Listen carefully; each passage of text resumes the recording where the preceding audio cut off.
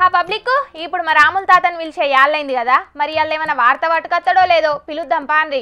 ఓ తాత ఏంది ఇయ్యాల్టి వార్త? వార్త లేదు, ఒక్క పుట్లం లేదు, కానీ నువ్వు ఆగా జరసేపు. అరే నువ్వు వీడున్నావురా? అరే నువ్వు ఈ పాచి కణవ కప్పుకునే అర్హత లేదు నీకు. మన చెయ్యి పాచి కణవ కప్పుకుని నీ తీసేయి, నువ్వు తీసేయి. నువ్వు ఇన్నొద్దుల సంధి సొక్కం పూసవు అనుకున్నా కానీ నువ్వు ఇసొంటి మోసగానమైన సంగతి నాకు ఇయ్యాలని అర్థమైందిరా. నువ్వు పాచికి గింత అన్యాయం చేస్తావు. ఇదే ఇది తీసేయి, నువ్వు కణవ తీసేయి, పాచి కణవ తీసేయి. నువ్వు మన చెయ్యి పాచి కణవ నీ మెడలు ఉండనే ఉండదు, దాల్క తక్కువ. ఇదే ఇంతకు అన్నేం మోసం చేసిండు నీకు తెలిసినాక ముచ్చటేందో నాకు చెప్పరాదు? ఏమైనా మందితోని పంచాదులు కొలుసుకున్నాడేనానే నీకు? అరే అది కాదు పిల్ల, వీడు పొద్దంతనేమో మా చెయ్యి పాచిల్నే ఉంటాడు. మా పటాలు అయిందంటే చాలు ఆ కారు పాచోళ్ళతోటన్నా లేకపోతే పువ్వు పాచోళ్ళతోటన్నా కలిసి తాళాల కూర్చొని మంచిగా బొత్త వాళ్ళగా తాగుతాడు.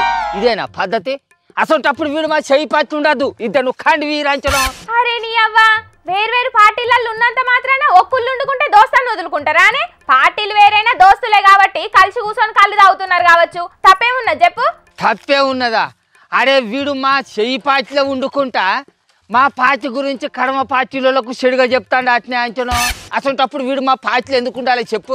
అసలు వీడు మా పాచిలో ఉండనే ఉండదు. ఏయ్ మా పాచి కడవ తీసేయి రాంచనం, తీసేయి రాంచనం.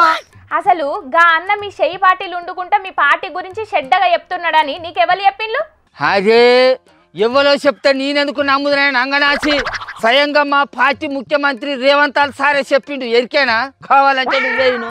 పెద్దలు ఒక మాట చెప్పారు, మంచిని మైకులో చెప్పాలి, చెడుని చెవులో చెప్పాలని. మనలో చెడు మైకులో చెప్తారు, మంచం వచ్చి చెవులో చెప్తారు. నువ్వు బాగా చేస్తున్న ప్రభుత్వ సంక్షేమ పథకాలు భలే ఉన్నాయని చెప్పి తలుపు మూసి నాకు చెప్తారు, అయితే మైకులో మాత్రం ఎట్లా చెప్పాలో అట్లా చెప్తారు. ఇది పార్టీకి ఏమాత్రం కూడా లాభాన్ని తెచ్చిపెట్టదు, పార్టీకి తీవ్రమైన, ప్రభుత్వానికి తీవ్రమైన నష్టాన్ని తెచ్చిపెడుతుంది. మంచిని మైకులో చెప్పండి, చెడుని చెవులో చెప్పండి. ఆ చెడుని ఎట్లా సరిదిద్దుకోవాలనో మనం ప్రయత్నం చేద్దాం. విన్నావా? మంచిని మైకుల ముంగడ చెప్పాలి, చెడుని చెవ్వలు చెప్పాలి అని మా రేవంత్ సారు మస్తు మలకలు చెప్పిండట. అయినా కూడా మా పార్టీ లీడర్లు ఎవరు పట్టించుకోకుండా చెడునేమో మైకుల ముంగడ చెప్తారట, మంచినేమో తలుపులేసి మా సార్కు చెప్తారట. ఇదేనా పద్ధతి? అట్లా ఎవరు ఇష్టం ఉన్నట్టు వాళ్ళు మా పార్టీ గురించి చెడ్డగా బయట చెప్తా అంటే మా పార్టీకి ఎంతో నాదాలు రావాలి చెప్పు. మరి రేవంత్ సార్ పాలనైన సక్రమంగా ఉంటే మీ పార్టీలైనా ఎందుకు చెడుగా చెప్తారే? ఉన్నది ఉన్నట్టు చెప్పుట్లా తప్పే ఉన్నది చెప్పు. రుణమాఫీ కాని రైతులు మమ్మల్ని నిలదీస్తున్నారు, రైతు భరోసా రాని రైతులు మమ్మల్ని ప్రశ్నిస్తున్నారు అని లీడర్లు మైకుల ముంగట ఎప్పుడు తప్ప చెప్పు? అట్లయితే వచ్చి మా ముఖ్యమంత్రి రేవంత్ సార్కు చెప్పుకోవాలి. కానీ మా పార్టీ పరువునంతా బజార్లో పెట్టినట్టు మా లీడర్లే మాట్లాడితే ఇక మా పార్టీ పరువు ఏముంటుంది? నువ్వే చెప్పిగా. కానీ ఈ కానుంచి అసలు ఆటలు ఏం సాగాయి, వేరే ఉంటుంది కథ అంతా మా పార్టీదిగా. ఏమోనే, చెయ్యి పాట అంటేనే కొట్లాటలు, ఒగల మీద ఒగలు విమర్శలు అన్నట్టు ఉంటది. ఇప్పుడు రేవంత్ రెడ్డి సార్ మాటలు విన్నాక ఇంకింత ఎక్కువనే ఉన్నాయి అనిపిస్తున్నది. అరే ఇట్లా గ్రూపులు కచ్చి కూడా మా ముఖ్యమంత్రి రేవంత్ సార్ను కూడా గద్దె దింపుదామని చూస్తారట పిల్ల అంచనా. ఇదేనా పద్ధతి? అరే మా చెయ్యి పార్టీకి రాష్ట్రంలో రాక ఈ అవకాశం వచ్చింది, మమ్మల్ని జనాలు గద్దె మీద కూర్చుని వెచ్చిండు. మళ్ళీ ఇసొంటి అవకాశం వస్తుందో రాదో, ఏ 10 ఏళ్ళకి వస్తుందో, ఏ 50 ఏళ్ళకి వస్తుందో, ఏ 100 ఏళ్ళకి కూడా వస్తుందో రాదో, అసలు మాకు అవకాశం వస్తుందో రాదో అనేది కూడా తెలియదు. అసలు ఇప్పుడు ఈ వచ్చిన అవకాశాన్ని మేము మంచిగా సద్వినియోగపరచుకోవాలన్నా వద్దా, మంచిగా కాపాడుకోవాలన్నా వద్దా? ఇట్లా ఎవరు ఇష్టం ఉన్నట్టు వాళ్ళు మాట్లాడితే మా పార్టీ ఇక గద్దె మీద కూర్చుంటుందా చెప్పు నువ్వే?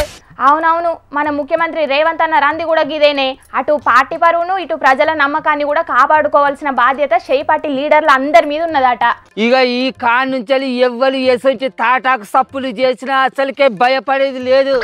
మా పార్టీలో కట్టపడ్డోళ్ళకే పదవులు ఉంటాయని కొత్తగా వచ్చిన మా పిసిసి పెబ్బే మీనాస్కి నటరాజన్ మేడం అందరికి వార్నింగ్లు ఇచ్చింది. ఆల్రెడీ వాళ్ళకు మంగళారతి పత్రం కూడా పంపించింది అంచను.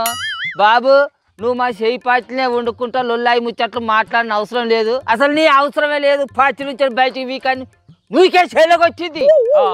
అంతే మరి, ఎవ్వరైనా ఆ పార్టీలనే వండుకుంటా ఆ పార్టీ గురించే చెడుగా మాట్లాడు అంటే తిన్నింటి వాసాలు లెక్క పెట్టినట్టే కాదా అని? మరి మంచి పని చేస్తున్నది నటరాజన మేడం, కానీ ఎప్పటికీ గిదే రువ్వడి ఉంటదా ఉండదా అనేది అనుమానం కొడుతున్నదే తాత. అవును అది అయితే నిజమే పిల్ల, నాకు కూడా అదే అనుమానం కొడుతుంది అంటేను. మా చెయ్యి పార్టీల లీడర్లు ఎవరైనా కూడా ఎంత రువ్వడితోటి మీదికి ఎగురుతాలో అంతే రువ్వడితోటి కింద పడతారు అంటేను.